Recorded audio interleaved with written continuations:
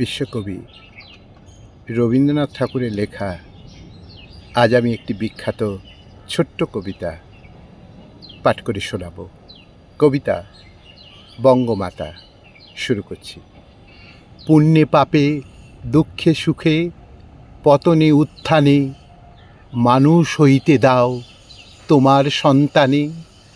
হে স্নেহার্ত বঙ্গভূমি, তব গৃহ করে চিরশিশু করে আর রাখিও না ধরে। দেশ দেশান্তর মাঝে যার যেথা স্থান খুঁজিয়া লইতে দাও করিয়া সন্ধান। পদে পদে ছোট ছোট নিষেধের ডোরে বেঁধে বেঁধে রাখিও না ভালো ছেলে করে।